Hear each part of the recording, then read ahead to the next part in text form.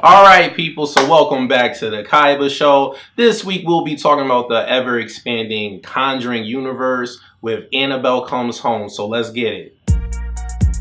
Welcome to the Kaiba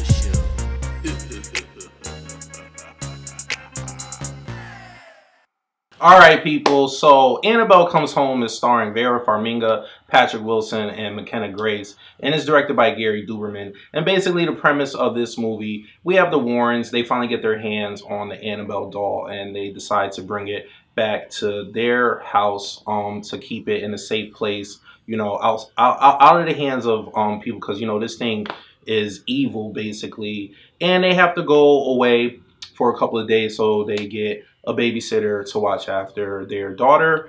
And yes, Annabelle gets loose and starts, terrorizing, wreaking havoc on the Warren's daughter and the babysitter and her friend. So let's get straight into it.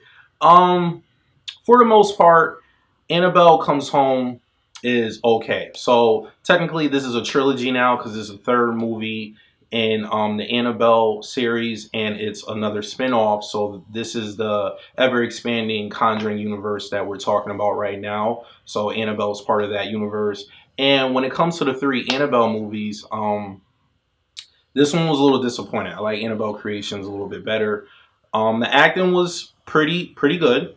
Don't get no complaints from Vera or Patrick. They play the Warrens, and they sell that role every time. Every time they play those characters, they do a phenomenal job. McKenna Grace did a good job as the daughter. I can't think of the actress name right now that played the babysitter, but she also did a good job. Everybody, for the most part, did a good job with their acting. There was one character that I didn't really care too much for his acting. It felt a little cheesy, but other than that, acting was pretty good for this movie. Storyline was okay. Once again, with these spin-offs, just like The Nun, the running time just felt like it was short. Obviously, it was short, so the story was a little condensed. Didn't have enough time to elaborate, and there's no real tie-in with this movie, so it just felt like kind of like it's a throwaway movie. Like, we didn't really need this movie, in my opinion, because there was no tie-in. So it was like, what's the point of this movie?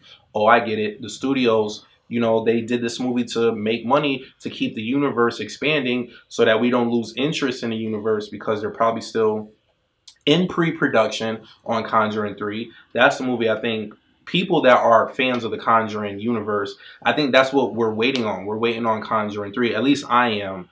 Yeah, the spin-offs are kind of cool, but at the end of the day, I want to see Conjuring 3. For me, the movie once again had the cheap jump scares in it. I mean, we were all expecting that right now. I felt like this movie was lacking the elements from the Conjuring movies and even Annabelle Creation, because I think they did a real good job with Annabelle Creation.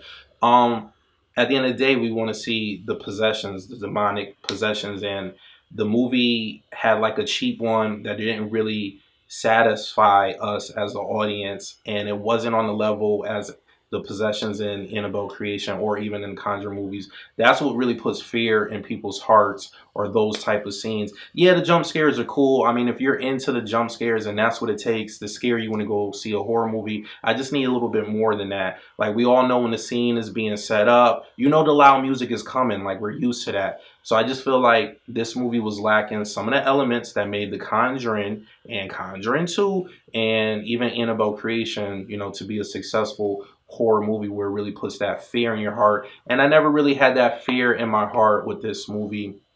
So it was a little bit of a lackluster in that department, and I just needed a little bit more when it came to this movie, especially since Annabelle Creation, in my eyes, was a better made movie than the first Annabelle. So when it comes to this trilogy, this one is probably on the same level as the first movie. I think the second one is the best in my eyes.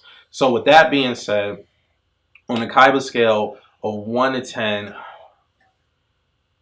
I'm going to give this movie a 6.5. Maybe seeing it again, I might change my opinion, but as right now, it's 6.5. So it's not worth seeing at a regular admission price. Definitely go see it on like $5 Tuesday if you got that in your area, or just go see it during matinee. And I don't really think it's worth buying on Blu-ray. So with that being said, if you like what you see and you want to see more, please hit the subscribe button. After hitting the subscribe button, hit the bell button so you get notified every time I upload a video. And please hit the like button, leave a comment at the bottom.